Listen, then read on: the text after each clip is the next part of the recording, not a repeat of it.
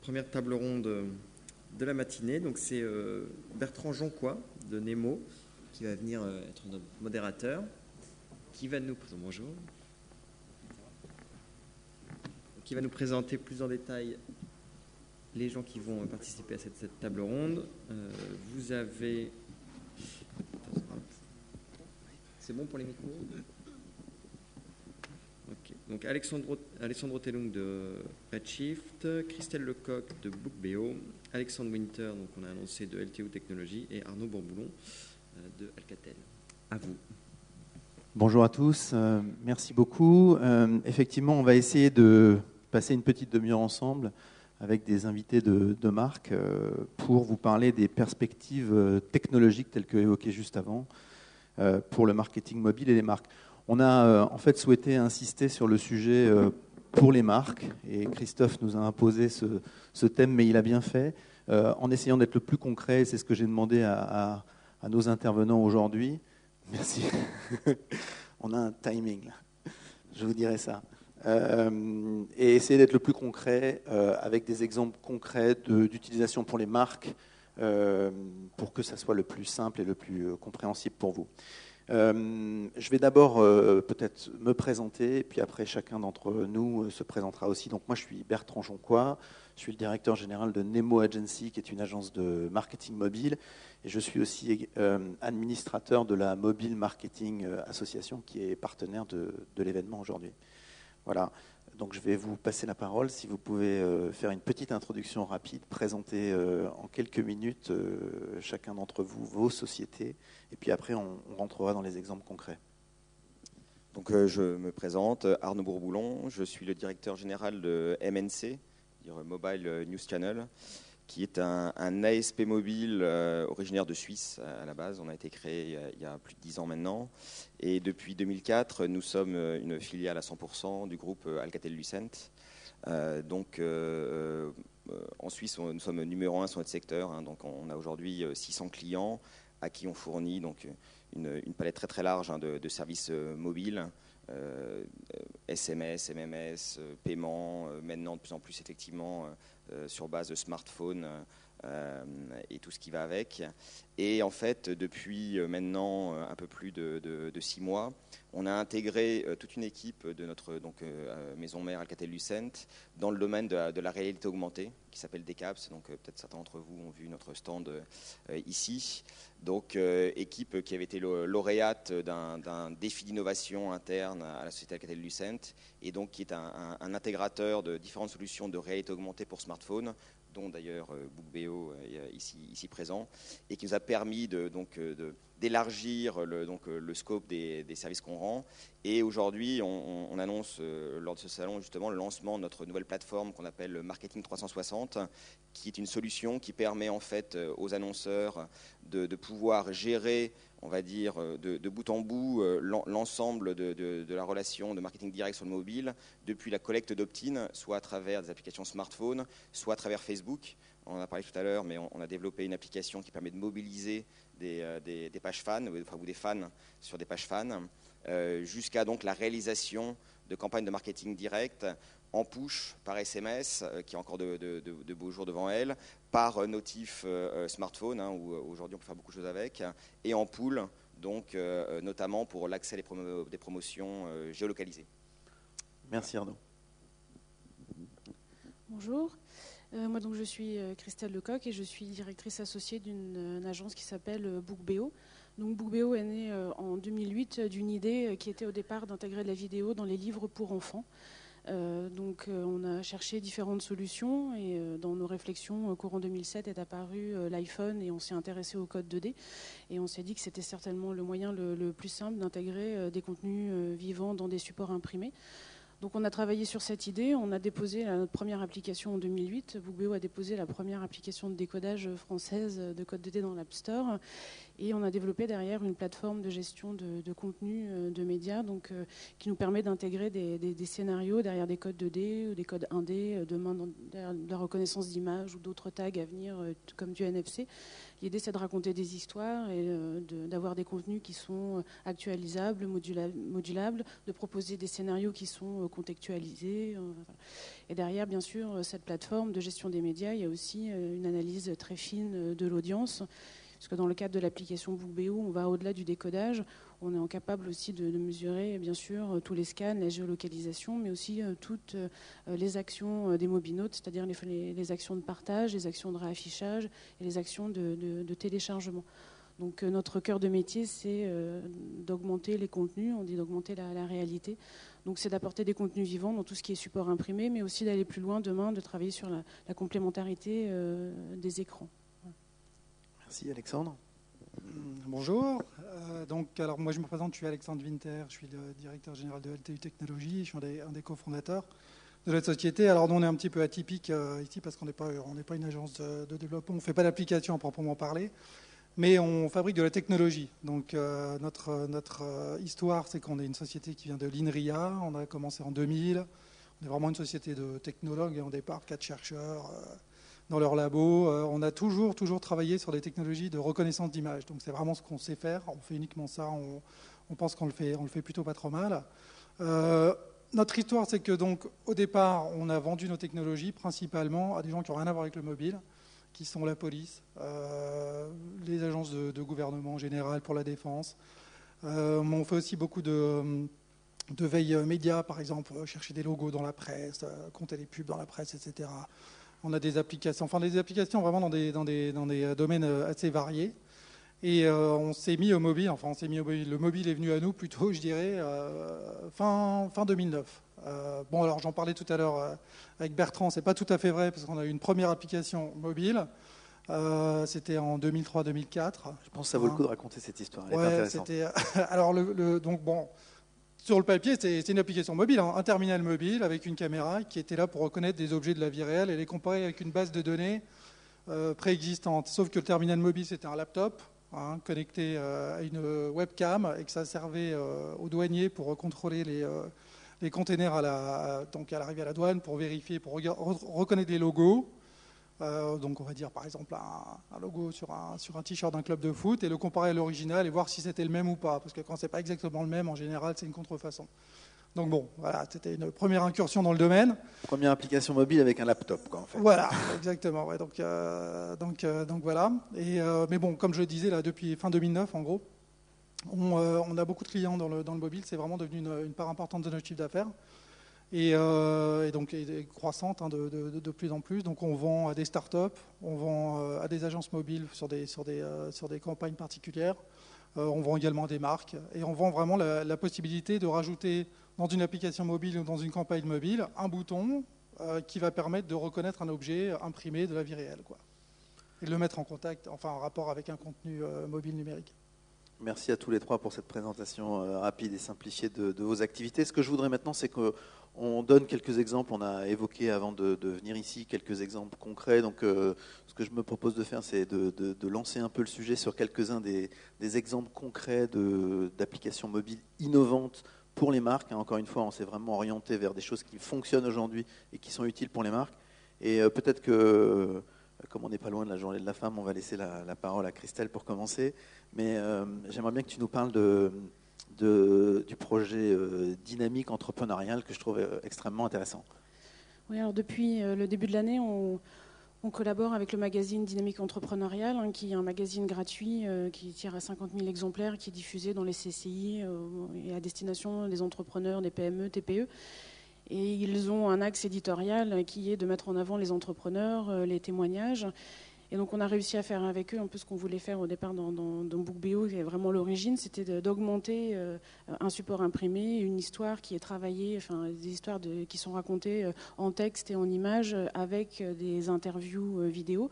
Donc il y a dans le magazine maintenant, en fonction des numéros, 4 ou 5 codes qui amènent à des interviews, et puis derrière à une zone d'interactivité qui peut prendre la forme d'une inscription à la newsletter, puisqu'ils ont aussi un site et une newsletter d'information, qui peut peut aussi prendre la forme d'un formulaire qui permet de contacter la rédaction, de réagir à un article ou d'aller sur le site ou la page Facebook de l'entreprise qui est mis en avant.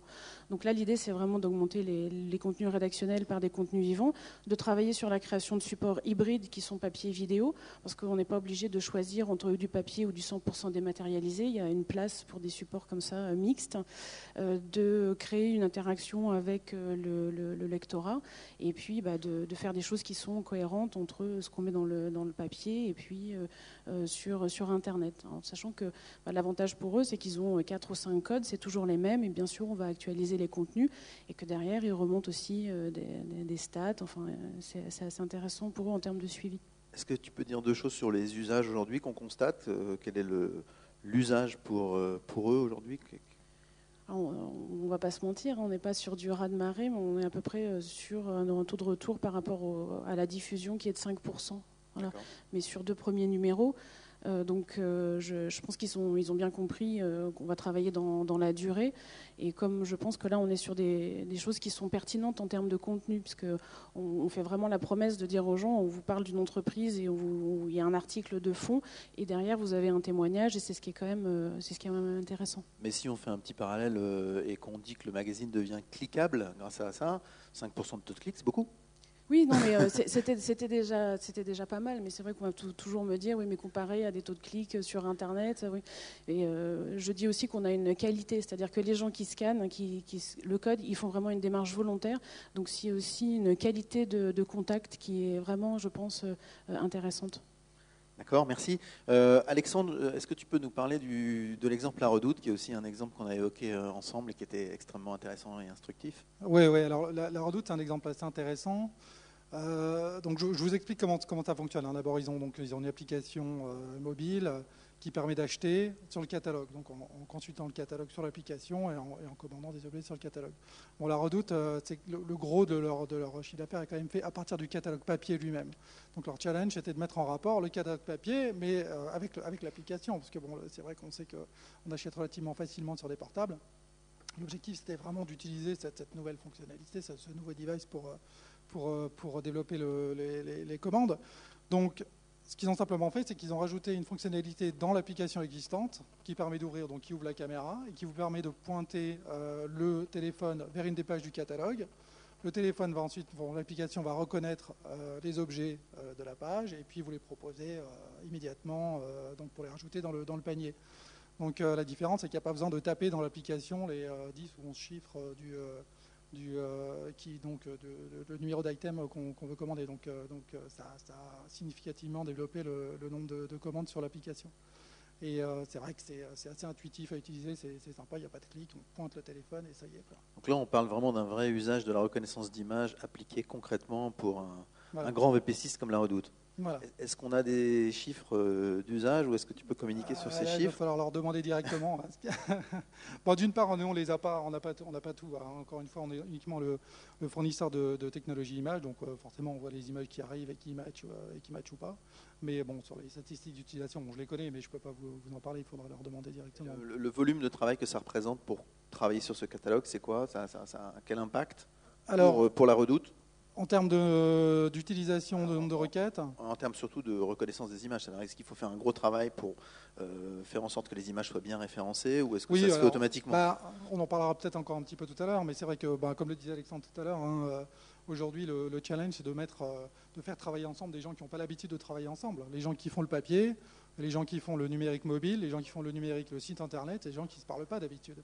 Donc sur une application comme ça, ils doivent se parler, donc déjà trouver leur numéro de téléphone, savoir où ils sont, dans quelle branche, etc. Et donc on les a un petit peu aidés aussi, parce que on a l'habitude de faire ça. C'est une problématique qui revient quasiment à chaque fois qu'on met en place des applications. Ouais. D'accord. Arnaud, tu avais un exemple sur Orange, mais le Orange suisse, puisque tu es basé là-bas. Est-ce que tu peux nous parler de ça, de e-couponing, de couponing mobile pour Orange Suisse? Tout à fait, oui. Donc, comme vous le savez, Orange investit beaucoup dans les médias et en particulier dans le cinéma. Et il y a un concept qui a été développé dans pas mal de filiales d'Orange en Europe, qui s'appelle Orange Wednesdays ou Orange Ciné Day selon les pays, qui en gros consiste à, quand vous êtes abonné mobile d'Orange, vous pouvez avoir 2 places de cinéma pour le prix d'une, un jour de la semaine. Donc en Suisse par exemple, c'est les mardis. Et donc MNC a développé toute la solution de couponing qui permet en fait à n'importe quel abonné mobile. Alors quand je dis n'importe quel, en fait c'est pas vrai, puisqu'en fait il faut pouvoir être éligible, et on est d'ailleurs connecté à la base d'abonnés d'Orange pour ça, peut récupérer par SMS donc un coupon qui lui permet ensuite d'aller dans les cinémas partenaires, et bon, on va dire tous les grands cinémas en Suisse sont partenaires d'Orange, et en fait l'intégralité de ces cinémas sont connectés chez nous par API pour faire tout le système de validation des coupons, et d'ailleurs récupérer au passage toutes les informations qui sont ensuite analysées et retraitées par Orange et les cinémas, où on sait exactement à quelle heure le coupon a été commandé, où est-ce qu'il a été consommé, dans quel cinéma, pour voir quel film, donc avec des données très précises au niveau statistique qui peuvent être utilisées ensuite par Orange et ses partenaires. Et en ce moment, alors je ne peux pas trop en parler parce que c'est un peu secret, on va dire, on travaille justement à l'extension de tout ça sur smartphone, et en particulier en utilisant des technos de réalité augmentée et de géolocalisation. Donc voilà, un grand succès pour nous. D'accord, merci. On va revenir à toi, Christelle, sur l'exemple des QR codes directement sur les produits, que je trouve aussi un exemple intéressant pour la marque Belmont. Donc, si tu peux nous détailler ça. Oui, on travaille actuellement pour le groupe SIEP qui va lancer une nouvelle marque d'articles de périculture haut de gamme, donc sous la marque Belmont, avec des objets qui sont vraiment très beaux, designés, donc avec des packaging qui sont très travaillés, un univers de marque vraiment très haut de gamme. Et l'idée, c'était pour la marque de s'imposer rapidement, d'utiliser les nouvelles technos et aussi d'avoir des arguments pour pouvoir référencer son produit plus facilement dans les surfaces de vente en France et à l'étranger, dans les surfaces spécialisées. Donc on a imaginé toute une ligne de packaging en fait, avec des codes, des QR codes, mais qui seront en face avant du pack, donc directement visibles en rayon. Et derrière, bien sûr, on a imaginé des scénarios BookBeo, donc avec différents composants, et notamment des vidéos qui seront parfois des vidéos quand on est sur des éléments de sécurité, de démonstration, d'installation, mais aussi des témoignages de parents, des conseils de pédiatres.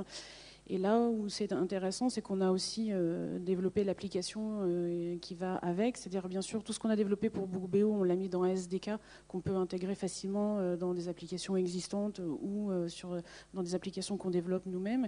Et l'idée c'est d'avoir une communication cohérente en disant pour avoir les informations de la marque Belmont, télécharger l'application Belmont. Et derrière il y a toute une logique puisqu'on implémente des services supplémentaires comme des remontées d'infos bien sûr du blog, la création d'un club des parents testeurs et tout ça qui part bien sûr du produit et du QR code qu'on peut flasher en magasin ou chez soi. Donc là, c'est d'une cohérence en fait, puisque pour la marque, il faut qu'elle s'installe, qu'elle crée assez rapidement sa communauté d'utilisateurs et il était plus important pour elle de driver en fait ses consommateurs vers son application de marque que vers un décodeur. Donc, si je comprends bien, il y a à la fois une gestion de la relation client grâce à l'application et puis des informations complémentaires dans le magasin par rapport aux QR codes qui sont déjà sur le on-pack. C'est ça le principe général. Voilà. Et ce qui est intéressant dans la modularité des QR codes, c'est que bien sûr, on peut varier les messages comme on veut et en temps réel. C'est-à-dire, je peux choisir que à la période de Noël, tous mes packs aient la même vidéo qui va souhaiter de bonnes fêtes à tous les parents ou qui va leur donner une promotion. Et après, revenir à des contenus qui soient tout à fait différenciés et adaptés à chaque produit.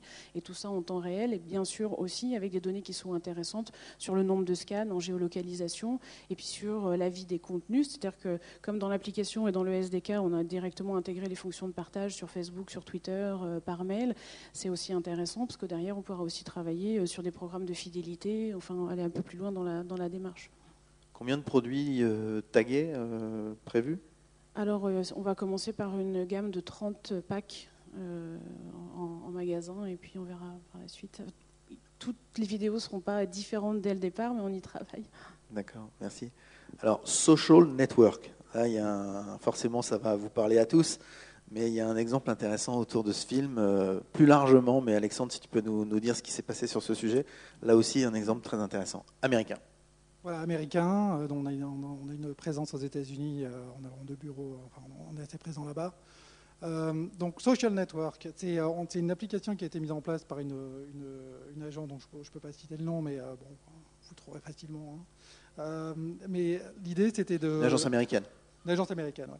L'idée, c'était de dire, bon ben voilà, Social Network va sortir, c'est un film autour duquel il y a eu beaucoup de buzz, j'ai envie de voir instantanément la bande-annonce du film en pointant mon téléphone vers l'affiche. Donc il y a eu vraiment une campagne d'affiches assez massive aux États-Unis. Donc cette société a développé une application qui est destinée aux studios, hein, donc qui va marcher sur plusieurs films. Et donc a mis fait mettre une mention sur les affiches, disant que voilà, télécharger l'application, etc., pour voir la bande-annonce. Donc là, on a eu vraiment un nombre de requêtes assez important, assez massif sur cette application. C'était un gros succès. Ça a été renouvelé pour d'autres films, ça continue, et c'est disons que c'est un bel exemple de campagne donc imprimée et mobile qui a vraiment eu lieu en même temps, mais alors sans avoir eu besoin de mettre en rapport les différentes parties donc marketing des studios, parce que c'était fait par une agence externe. D'accord. Très intéressant. Social Network utilise le mobile pour faire la promotion, c'est quand même intéressant. Ouais. Quand on voit la part que représente Facebook dans l'utilisation mobile. Autre exemple avec toi, Arnaud, sur un club de fidélisation via mobile pour un club de foot. Alors toujours suisse. Ouais, désolé. Oui, en fait, plus généralement, en fait, donc, on a développé une solution qui est d'ailleurs l'embryon de ce qu'on appelle aujourd'hui Marketing 360, qui est une solution qui permet de bâtir des clubs de fidélisation mobile. Alors, il se trouve qu'en Suisse, on est extrêmement présent dans le monde sportif.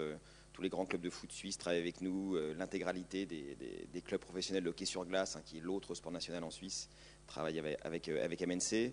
Et en fait, avec un certain nombre de ces clubs, on leur a permis de développer une solution de fidélisation mobile. En gros, proposer aux fans de devenir donc VIP du club et de pouvoir accéder à tout un ensemble de promotions spécifiques. Donc l'idée, on fournit au club alors soit une solution clé en main qui intègre tout, soit la partie mobile, on va dire, qui va permettre au club de pouvoir gérer toute la fidélisation de ses fans, donc à la fois l'enregistrement, le profiling, voire le paiement si le service est payant, et aussi derrière fournir à tous les partenaires commerciaux, les sponsors et autres du club, un outil très très simple pour faire du marketing direct via SMS, via email, via maintenant notification smartphone. Aussi, et donc avec l'extension qu'on est en train de faire aussi en mode pool à travers des applications smartphone. On s'est même associé en fait avec une grande banque suisse pour pouvoir y accoler une carte de crédit, hein, donc même le fan peut même avoir sa carte Visa aux couleurs du club. Donc voilà. Merci. Il nous reste 8 minutes. On va faire très vite sur les tout derniers exemples et puis on va garder quelques minutes à la fin sur ce que vous avez en tête pour les perspectives de ce que peut apporter la technologie pour les marques demain via le mobile. Donc, Christelle, si tu veux bien parler de l'exemple QR code sur livre, qui est également un sujet intéressant. Voilà, on a travaillé pour la première fois avec les éditions de l'Archipel là, au début de l'année. Ils ont lancé un nouveau thriller, un roman là, de James Patterson. Et on est arrivé vraiment au bout de course juste avant l'impression des documents, mais on leur a dit que c'était quand même vraiment intéressant de faire un essai et d'ajouter un QR code en fait sur les affiches et les insertions presse, parce que le gros de la dépense pour eux avait déjà été fait dans tout cet achat d'espace et que rajouter un code, finalement, en termes de budget, c'était vraiment rien par rapport à ce qui avait été déjà engagé, mais que du coup toutes leurs affiches allaient devenir interactives.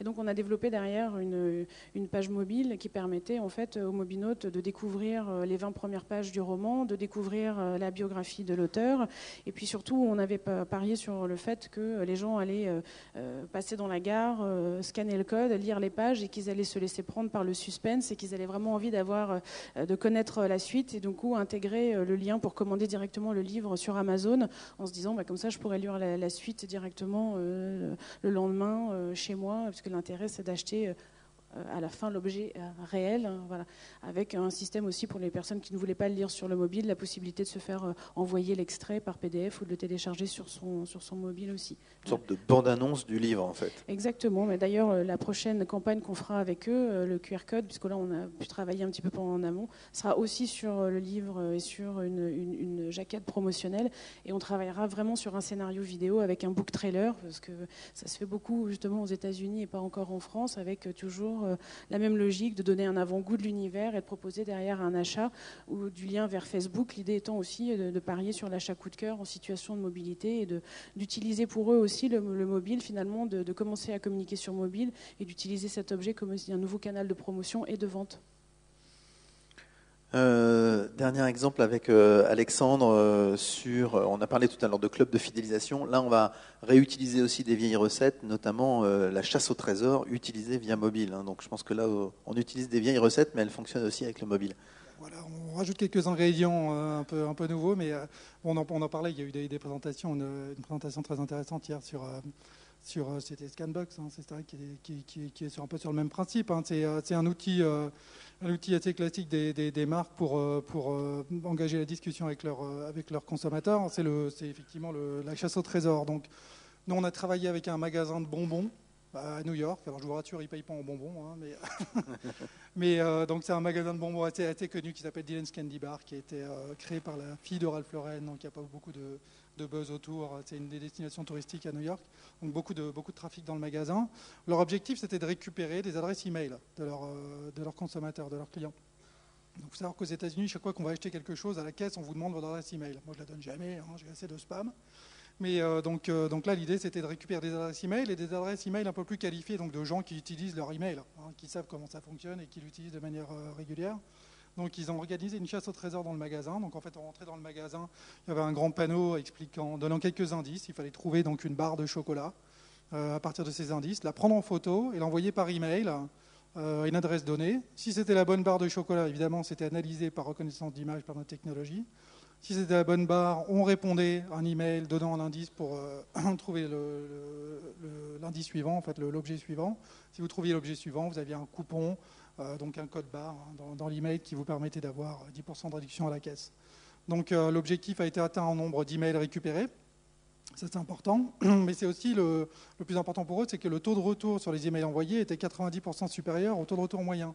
C'est-à-dire que ça a permis de cibler en gros un type de consommateur précis. Ça, c'est très intéressant parce que la qualification de l'email est nettement meilleure. Voilà, exactement. Ok, dernier exemple avec Arnaud pour Pfister. Alors j'avoue que je ne connaissais pas la marque, mais là aussi c'est suisse, et c'est ce que tu m'as dit, l'IKEA suisse, c'est ça ? Tout à fait, ouais. On va dire peut-être plutôt l'habitat suisse, parce qu'ils ont un positionnement un peu plus haut de gamme que Ikea.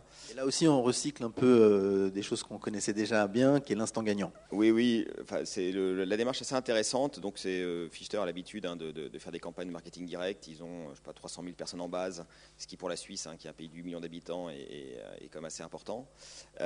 Et en fait, ils veulent, parce que la campagne a lieu actuellement jusqu'à mi-mars, ils veulent connaître un peu mieux en fait la façon que leurs clients ont de lire les catalogues quand ils les reçoivent. Donc là, ils viennent depuis 15 jours de distribuer dans la boîte aux lettres 1,2 million de catalogues. Et en fait, au centre du catalogue, il y a un jeu qui est un instant gagnant. On peut gagner des bons d'achat, mais avec en fait un code unique qui est dans le catalogue, qui référence vraiment le catalogue et la personne qui l'a reçu. Et ça leur permet comme ça, quand la personne joue, alors les taux de retour sont assez bons, parce que on va être entre 5 et 10% de taux de retour, ce qui est quand même assez élevé, sachant qu'on peut participer qu'une seule fois en plus. C'est de pouvoir exactement connaître effectivement à quelle heure les catalogues sont lus, de pouvoir croiser en fait les gens qui jouent au jeu par rapport à leur base. Effectivement, on est un petit peu dans une démarche que tu mentionnais. De voir vraiment les bons clients dans la base, de pouvoir finalement extraire ceux qui sont les meilleurs clients. Donc c'est un exemple très intéressant effectivement de revisiter, on va dire, la campagne un peu classique de marketing direct pour essayer vraiment d'aller beaucoup plus loin dans la connaissance du client.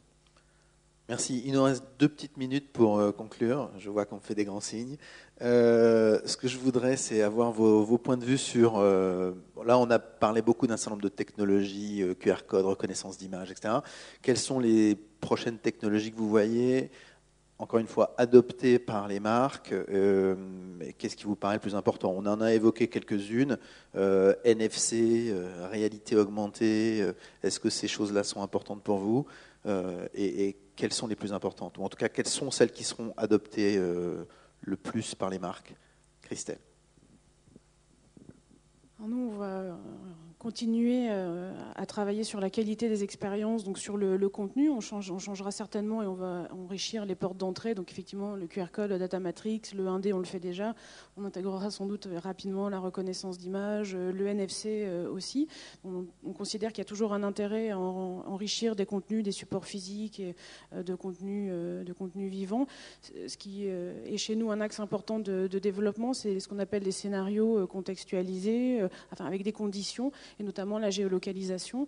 Par exemple, je vais flasher un code ou scanner, par exemple, l'image d'une cathédrale quelque part dans le domaine du tourisme, et en fonction de qui je suis et de l'heure qu'il est, je vais évidemment pas avoir le même contenu à l'intérieur.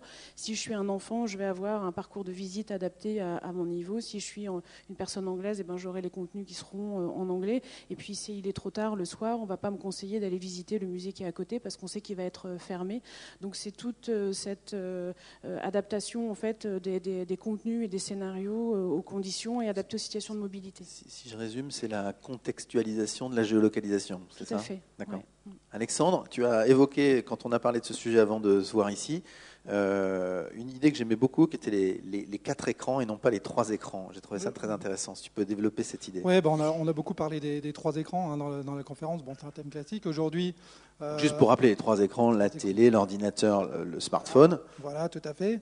Aujourd'hui, on considère qu'il y en a 4. Le 4e, c'est les objets matériels, quoi, en sens que les technologies permettent de lier les objets réels aux objets numériques. Donc voilà, l'ensemble des displays que les marques doivent gérer, un élément de plus. Donc, si vous voulez, on voit vraiment aujourd'hui que les gens commencent à s'attendre à voir cette technologie. Alors que ce soit les QR codes, le NFC, ils s'attendent à ce que les objets matériels soient liés au monde numérique. C'est un peu comme les écrans tactiles. Les écrans tactiles, c'est arrivé sur l'iPhone, sur l'iPad. Maintenant, moi, sur mon écran au bureau, j'ai les traces de doigts.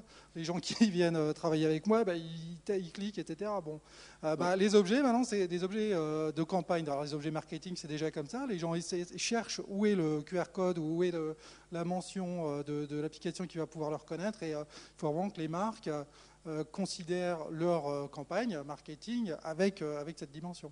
D'accord, j'aime beaucoup cette idée. Et Arnaud, il y avait aussi une idée qu'on a évoquée, que j'aimerais bien que tu évoques, qui est le marketing direct sans rupture, que je trouve également un concept intéressant. Oui, je crois que ce qui est important, c'est qu'aujourd'hui, avec à la fois toutes les technologies qui sont disponibles sur les mobiles et les outils type réseaux sociaux, pour les marques, il y a vraiment la possibilité d'aller jusqu'au bout de l'expérience client, y compris dans l'achat. Alors, tu évoquais le NFC, c'est clair que c'est une des futures évolutions avec le paiement sans contact. Et je crois qu'effectivement, avant, on avait des outils beaucoup plus basiques avec le SMS, où finalement, si on envoyait un SMS en disant à la personne « connectez-vous sur Internet », on perdait 95% des gens. Aujourd'hui, on a vraiment tous les outils qui permettent d'aller jusqu'au bout de l'expérience. Et l'expérience pour une marque, c'est quoi? C'est comme l'achat et la transformation d'un prospect en client dans un magasin ou sur du online. 1 minute 30 de dépassement, c'est pas si mal. Merci beaucoup à vous 3 et bonne conférence.